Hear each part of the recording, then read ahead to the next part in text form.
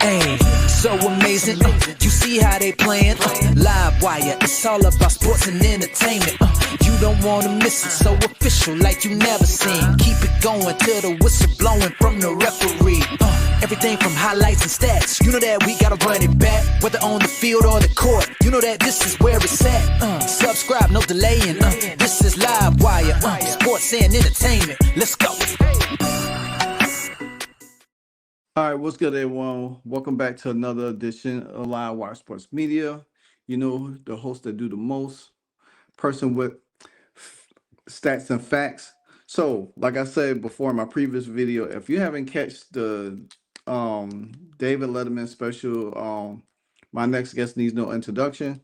It's a special that he's been running for the last few years, and none other than our own Caitlin Clark is on there this episode. And for what I've heard, like I said before, it's a pretty good show. Now, like I said in the last video, that there was bits and pieces of the segment that was very highlighted, and I think it's pretty indicative to understand who Caitlin Clark is. And this is where you could get to know her up close and personal. You know, she talks about her childhood. She talks about how she learned how to play basketball. You know, she wanted to emulate her brothers. She also talked about scoring 22 points in 2 minutes. I mean, that's insane. That is really that is insane. 22 points in 2 minutes. You got to be really like knocking down shots. I mean, like literally knocking down shots. And she's playing against boys, playing with boys. So you could say Caitlin Clark is a little tomboy. I mean, every girl growing up in a family with boys or whatever the case might be, growed up to be a little tomboyish. You know, they still had their girly ways, but they grow up to be a little tomboy. Case in point, I have a younger sister. You know, we 4 years apart, and even though we had an older brother, which he has, you know, deceased, you know, passed away now, but me and my sister was more close in age than me and my brother was. My brother had years on us because he was older, and everything that I did, you know, my sister wanted to do all the time. And I used to play football with my friends. She wanted to come out there and play football. Me and her used to play one-on-one football in the yard. And she used to be, you know, if she couldn't beat me, she cheated to beat me. Like she tripped me up one time, and I fell head first into a tree and everything like that. But it was fun. You know, me and my sister, we used to do a lot of things. And she used to play football like with me and my friends. And she was good, you know. And then, you know, she went on to learn how to play basketball, which she was phenomenal in. You know, our family background has a lot of athletes in it. You know, we have singers, we have writers, which I'm a writer myself, a former poet. Um, I play sports, you know, from softball, basketball, football. Football is always my first love. It will always be. I love some football. But you just see the competitive fire in us and our family. You know, we have family members that ran track. And so I understand it from Caitlin Clark's point of view, you know, want to play, you know, with the boys and stuff. But she also highlighted something that has been missing in the game of basketball. It's passing. You don't see great passers anymore. There's a few. You know, we saw Sue Bird in the past. We saw Tisha Perchero in the past. We saw Kim Parada in the past. We just recently seen highlights of Brianne January, you know, and then you got um Chelsea Gray, who they quote unquote called the point guard. I don't know why, but she's not the point guard. Then you got Caitlin Clark, whose passing ability, people overlook her passing ability because she could shoot threes so well. But I'm gonna let you listen to her real quick. Whole game is miracle passes. Yeah. You could pass blindfold and get an assist. Somebody will score. Where does that come from? Is that something only a certain generation of humans can do? I don't know. I think it just like, for me, I would say it's just like my IQ. Like I feel like I can kind of see things that are about to happen on the basketball court before they happen. But let me ask you this. Is this something everybody on your teams could do? No. How many times did you just thump somebody in the head because they didn't know it was coming? Honestly, like I feel like that's kind of a lost art, like at times. Like obviously there's a lot of great passers still. And like honestly, like I give soccer a lot of credit. Like I think just angles and understanding how to pass your teammates, how to pass on the move. Yeah, how to pass on the move, how to pass where they're going to be, not where they are. And like I said, I think it's kind of a lost art. But it seems like it's evolving. Is it evolving? Yeah, the game evolves nonstop. Like it's not the same as when Magic and Larry played. It's not the same when MJ played. Like it's just so much different. And that's what's so beautiful about it. That's what makes it fun. It will be completely different in 20 years. And honestly, that is something that is very unique because it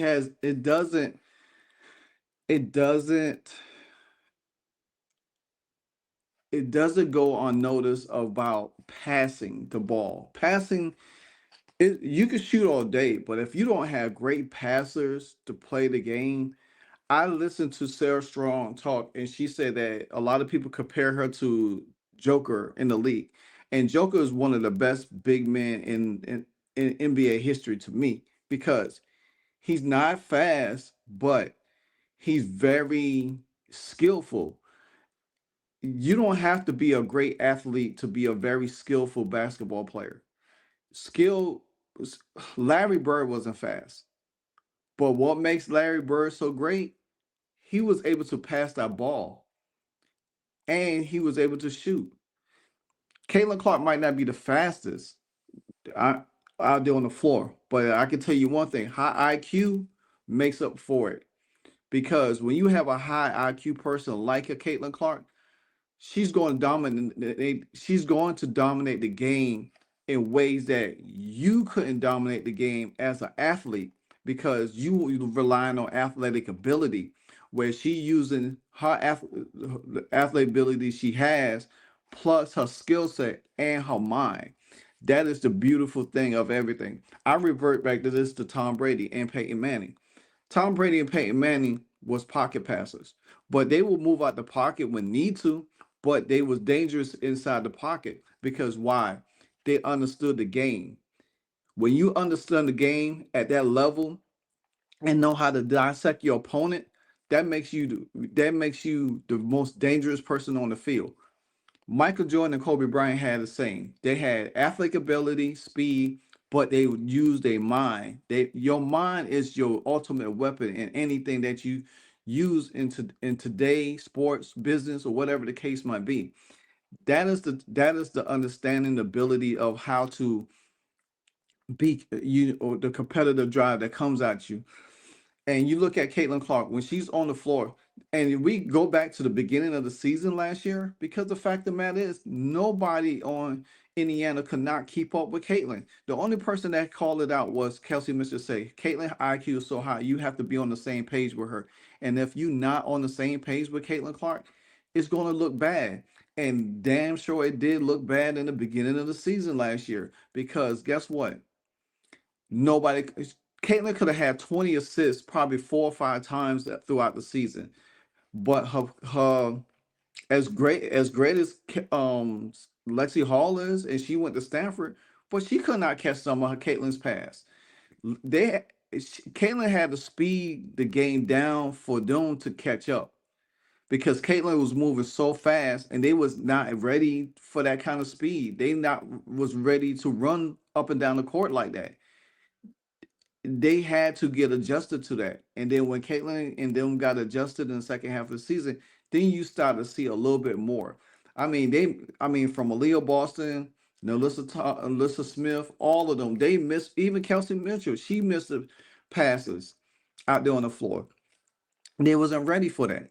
And that's why I say that Caitlin Clark, even Cheryl Miller said this on not too long ago on up at all the smart podcasts with Matt Barnes and uh, um Steven Jackson. She said that Caitlin sees everything in the 3D form spectrum. because she can anticipate where a person needs to be versus where the person is at. So if you run in the floor, Caitlin is going to get the ball to you before you even decide to make your basketball move. So if you run in the lane and the ball comes to you, she gets it to you. All you got to do is finish. Like I said, there was times last year in the beginning of the season, it didn't happen like that. It didn't happen at all. But make no mistake, Caitlin Clark is going to hands down be the greatest player in WNBA history, in WNBA history, and she's gonna go down to be the all-time assist leader in the WNBA history. Nobody, I mean, her assist record is never ever gonna be broke. I can promise you that. Nobody's never ever gonna break Caitlin Clark's assist record, because I look at it going into this season right here, is that she should have about 10 assists. I on an average between 9.5 to 10 assists a game, because she got weapons around her that know how to finish under the basket. None of this missing bunnies. None of this, in a wide open court, not catching the pass. She got runners. When I said she got a bunch of dares on her team, she got runners on her team that she help assist. And like she said today, she like, nobody could pass like that. I mean, no, not everybody are great passers or become great passers. That's something you develop because you take pride into your craft and what you do.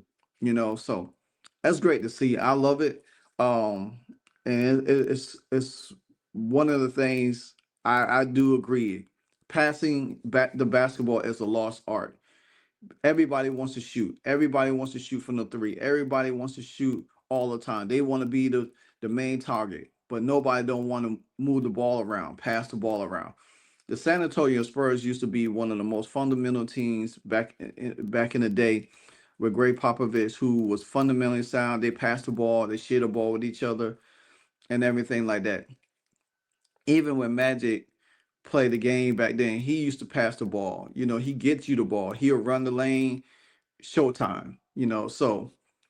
So like I said before, I agree with even with LeBron James. He's a pass first before he score, but he could do both. And everybody always compare him to Jordan, but he's more like Magic Johnson, because he's a big guard. He's a big forward / guard, and he could run the point and he could get you the ball. And so, and there's a lot of, like I said, in the NBA, there was a bunch of great passers, great passers in the WNBA as well. But, when you take pride in that part, it's really good. So anyway, guys, this is my wrap up for this segment. Like I said, if you have not watched David and Caitlin's special on Netflix, please do so. It's worth it. Until the next time, continue to like, comment, and subscribe. Until the next episode, Live Wire Sports, and I'm out. Hey, so amazing. You see how they playing? Live Wire, it's all about sports and entertainment. You don't want to miss it, so official like you never seen. Keep it going till the whistle blowing from the referee. Everything from highlights and stats. You know that we gotta run it back, whether on the field or the court. You know that this is where it's at. Subscribe, no delaying. This is Live Wire, sports and entertainment. Let's go.